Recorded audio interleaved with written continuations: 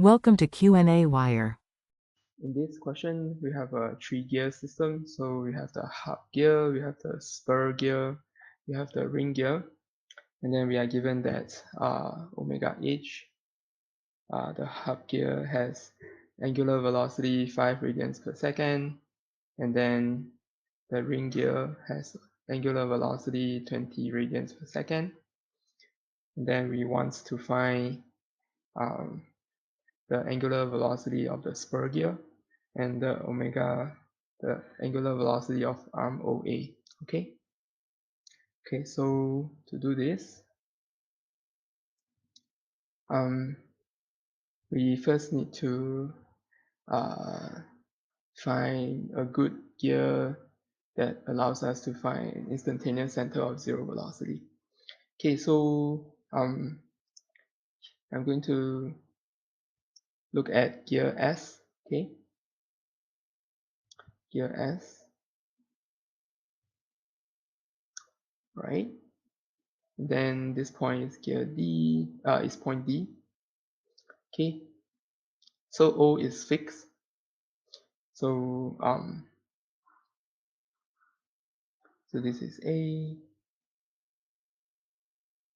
Okay, so point O is fixed, so we expect that the velocity at point D to be pointing downward, and then the velocity over here that is in contact with the ring gear to be pointing upward. Okay, because so also call this point E. Okay, so we have VD and then VE. Okay, so so if we calculate VD, okay, VD will be omega h RH, which is 5 times 0.15. This is 0.75 meters per second. And then VE is omega R. This is 20 times 0.25. This is 5 meters per second. So VE is longer. Then VE is bigger than VD. So the instantaneous center of velocity will be somewhere here. Okay, because so VE is kind of like this, and it's longer. So and it has to kind of be these 2 points can be connected through using a dotted line, and then the point that it crosses this horizontal line would be the IC. Okay, so omega s will be in this in counterclockwise manner, and then we want to find this distance x. Okay, so using similar triangle,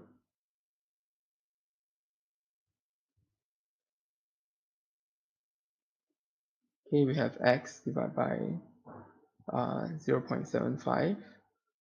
A is equal to 0.1 minus x divided by 5. Okay, so if you solve, you get x equals to 0.075 divided by 5.75. This is equal to 0.0130 meters. Okay, so just recall that RS is 50 mm. Okay, then we can find omega s by calculating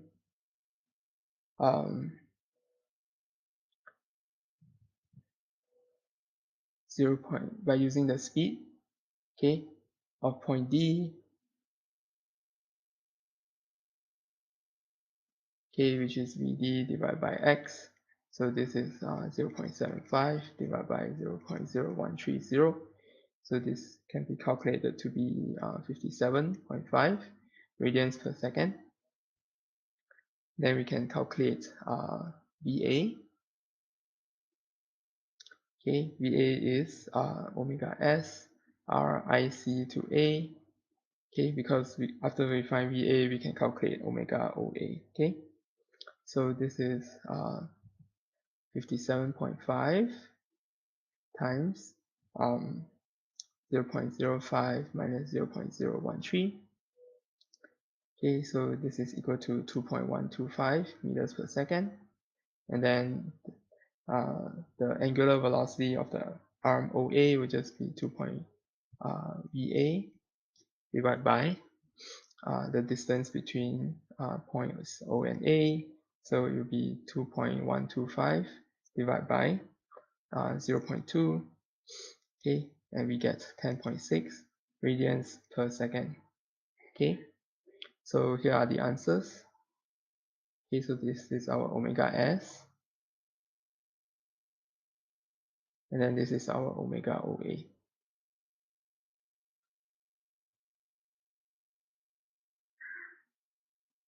Okay, so this direction, the direction of omega S is given to be counterclockwise.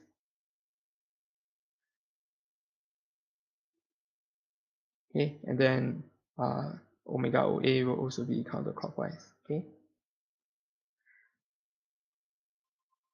yeah, and that's all.